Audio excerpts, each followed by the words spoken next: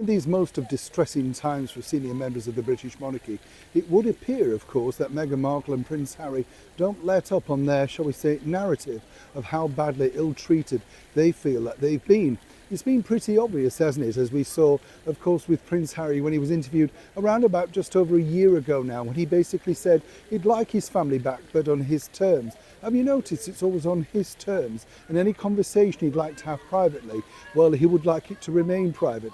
Yet he's the one rushing off to television crews to tell them about private conversations. You get the picture. But one thing, of course, that really irked, apparently, Meghan Markle and still does at this particular moment, and really they don't understand exactly why the media are not on their side about this, was this, when they were simply left in dire straits, all about an action from none other than His Majesty the King. As ever, let me explain. Morning, lovely to see you today, and a beautiful visage behind me. This is Hyde Park, isn't it gorgeous? This time of year, things are just blossoming. Spring has sprung, as I often say. Well, I have after a coffee, you know what I mean?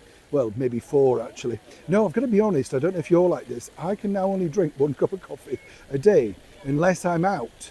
Now, does that make sense to you? I never make another one at home, but if I'm out, I will have another one, you know, like with a flask or something like that. But somehow I never want another one at home or in the office. Why is that? Yeah, it's a quirk, isn't it? I know. Something we need to sort out. Maybe it's the way I'm making the coffee. Maybe it needs to be with milk. Who knows? You know, I get told off sharing these stories with you, but I love to share these things. It's what makes us different, isn't it? We've all got oddities, haven't we? Well, I can see yours from where I'm sat, absolutely. Yes, but you know what I'm saying? We all have these little quirks in life, and why do we do certain things like that? It is odd, isn't it? Why you do certain things and then why is it not at home? Oh, I don't know, very strange. Back as ever to your royal story of the day. Yes, this particular thing left Meghan and Harry really hurt, apparently, to the point that they couldn't understand it. Now, you've got to cast your mind back because they were very vocal on their docu-series when apparently people came to visit them at Frogmore Cottage, and they couldn't believe, apparently Oprah Winfrey couldn't believe exactly where they were living. I mean, what's so wrong with it? It's not a cottage, it's a big rambling space, all free and on, of course, the royal estate with security. Some people are never truly happy, are they, Miss Markle? But what's fascinating, as we now know, is that His Majesty the King decided that obviously he wanted that vacated because they were not coming back to do any royal work.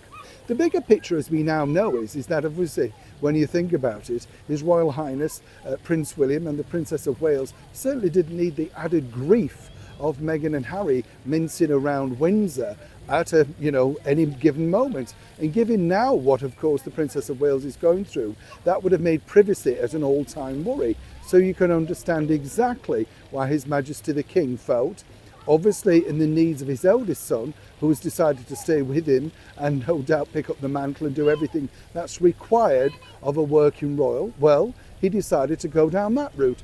Absolutely his choice. Harry couldn't get over it and allegedly said, do you not want to see your grandchildren then in the future? Almost well. Now, as we already know, they've been offered the opportunity with a month's notice to stay at Buckingham Palace. Again, prime residence in the very heart of London. What's wrong with that? Never good enough, you see. Now, I've been told that Harry would very much like to look for some kind of London abode, London home. But this won't take place, apparently, until the security is sorted out, because again, the British taxpayer would have to fund 24-hour security, even though Harry says he would contribute to it himself. Yes, right.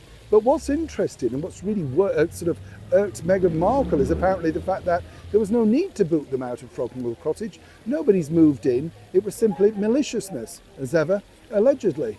And this really proves exactly why they had to quit the British monarchy. Now, there's 2 sides to every story. Do you understand which side, obviously, the King was working towards? Do you agree with the King? Or indeed, do you think that Meghan and Harry have a point? Was it a necessity to remove them from the very heart of Windsor, the home now, of course, of the Prince and Princess of Wales, as they're based well in London? Interesting, isn't it? Neil Sean in the very heart of London.